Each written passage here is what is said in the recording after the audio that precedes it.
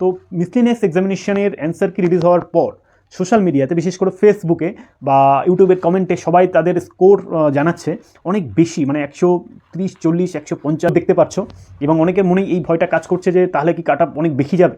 ঠিক আছে, দেখো এটা নিয়ে আজকের ডিসকাস করব যে অ্যাকচুয়ালি এটা কতটা সোশ্যাল মিডিয়া আর কতটা বাস্তবে রিয়ালিটিটা কি।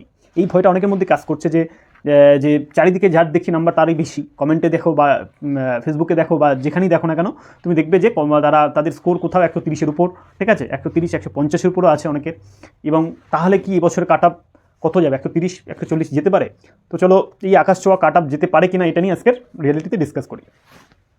দেখো বিষয়টা হচ্ছে এই যে মিসলেনিয়াস এক্সামিনেশনটা হয়েছে সেটা আমি আগের ভিডিওতে ডিসকাস করেছি যে ভ্যাকান্সি কত এবং কতক্ষণ ডাকতে পারে, তাই তো। একটা আনুমানিক ভ্যাকান্সি যদি 700 ধরে নেওয়া হয়, শোনা যাচ্ছে যদি ভ্যাকান্সি 700 হয় তাহলে সেই হিসাবে যে 8 থেকে 9 গুণ বা 10 গুণও যদি ডাকে তাহলে সেটা 6500 থেকে 7000 ক্যান্ডিডেট ডাকবে মেন্সের জন্য। এই 6500 থেকে 7000 ক্যান্ডিডেটস যদি মেন্সের জন্য ডাকা হয় তাহলে তাদের মার্কস সবাইকে সিলেক্ট করবে, তবেই তারা মেন্সে বসতে পারবে। তাহলে সবার স্কোর যেটা হবে সেটার উপরেই নির্ভর করছে কাট আপ কত যেতে পারে, তাই না? এই এতজনের স্কোর তোমার কি মনে হয় যে এই যে 6000 থেকে 7000 জনের স্কোর কি সবারই 130-40-এর উপরে যাবে? মানে ম্যাক্সিমামটা কি 6000-7000 ছেড়েই দাও, তুমি এর মধ্যে 5000 জন স্টুডেন্টের স্কোরও ওটার উপরে আছে, মানে 130-এর উপরে আছে, এটা তোমার মনে হয় বাস্তবে? চলো তুমি যেখানে কমেন্টটা দেখেছো সেই কমেন্টগুলো একবার গুনে দেখো তো কতজন কমেন্ট করেছে সেখানে। 130-এর উপরে কতজন কমেন্ট আছে যেখানেই তুমি দেখো সেটা তুমি গুনে দেখো, হার্ডলি 100 জন হবে, 150 জন হবে, 200 জন হবে, তার বেশি নয়। আর আমি তার বাইরেও যদি ভালো স্টুডেন্ট ধরি তাও সেটা 500 জনের বেশি, 1000 জনের বেশি যাবে না যারা 130-এর উপরে পাবে। কিন্তু 130-এর উপরে আমি বলছি না যে পাইনি, অনেকেই পেয়েছে, ভালো স্টুডেন্ট আছে, অনেকেই কাট আপ মানে স্কোর করেছে 130, 40, 150-এর উপরেও আছে। কিন্তু কোশ্চেন হচ্ছে তারাই বেশিরভাগই কমেন্টগুলো করে নিচেই যে আমরা এই স্কোর পেয়েছি, আমরা পাবো। তারা জানে খুব ভালোভাবে যে ক্লিয়ার করবে, সেই জন্যই লোককে দেখানোর জন্য এই কমেন্টগুলো করা হয়, ভয় দেখানোর জন্য। ঠিক আছে, ব্যাপারটা হচ্ছে যে যদি তাই হয় সোশ্যাল মিডিয়াতে যে এটা হয়, বাস্তবে রিয়েলিটিতে কাট আপ সেটা দেখে তুমি হয়তো প্রিপারেশন করলে না, এটা তোমারই লস। কারণ তোমাকে এক্সপ্লেনেশন করছি আমি, দেখো যে এই যে 130-40-এর উপরে কাট আপ যে ব্যাপারটা সবাই লিখছে না, এটা কতজন ক্যান্ডিডেট হতে পারে তুমি একটা অনুমান লাগাও। হার্ডলি 100, 200, 300 জন, তার বেশি কখনোই নয়। আর বাকি তার বাইরেও যদি থাকে তাহলে বাইরেও 500 থেকে 1000 জনই হয়তো খুব বেশি আছে যে 130-এর উপরে, তারা ওই ফার্স্ট 100-150 জন 200 জনের মধ্যে আসে লিস্টে। কিন্তু ভ্যাকান্সি তো তাই নয়, ভ্যাকান্সি 700টা আছে, মেন্সের জন্য ডাকা হবে প্রায় 7000 জন, প্রায় 7000 জন।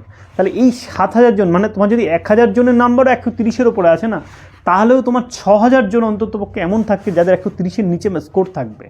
আর এই 7000 জনকে যদি মেন্সে ডাকা হয় না, তাহলে কিন্তু স্কোর কিন্তু 120-এর নিচে আনতেই হবে, কারণ না হলে 6 থেকে 7000 জন ডাকতে পারবে না, কোনোভাবেই সম্ভব না। তো এটা ডেটা বলছে, ঠিক আছে। তো 130-40 যারা বলেছে তারা কই আছে, কিন্তু তাদের সংখ্যা অনেক কম, রিয়েলিটিতে অনেক কম।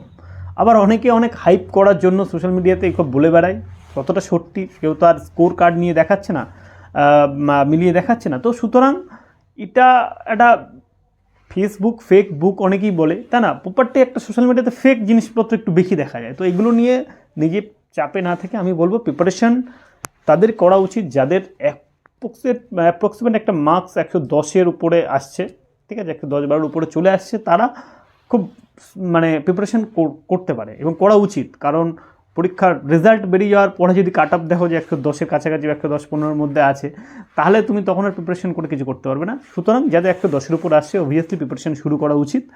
আর এই যে রিয়ালিটি আমি তোমাদেরকে বললাম যে 7000 জনের মধ্যে যদি 1000-2000 জনেরও আসে, ধরে নিলাম 3000 জন, 50% ধরে নিলাম আমি 130-এর উপরে আছে, তাহলেও কাট আপ 130 যাবে না।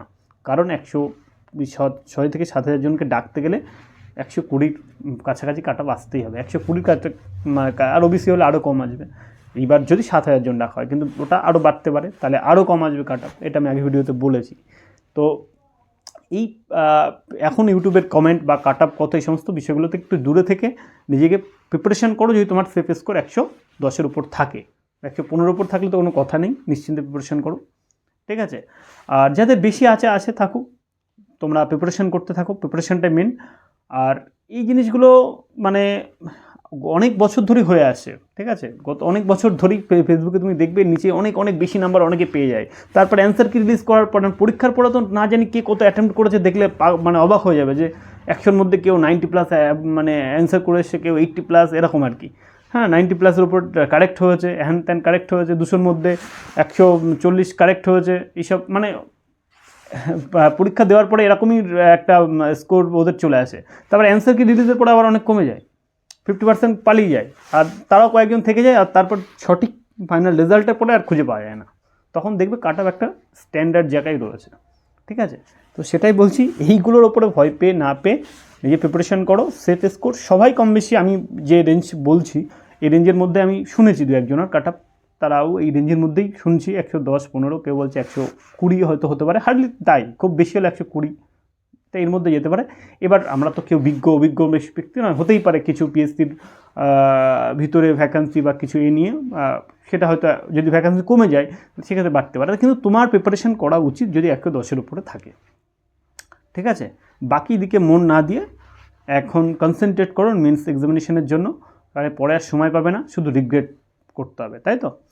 তো বুঝতে পারছো, প্রিপারেশন শুরু করো, সব দিকে কান দিও না, একদম নিশ্চিন্তে প্রিপারেশন শুরু করো। চলো নেক্সট ভিডিওতে আবার দেখা হচ্ছে।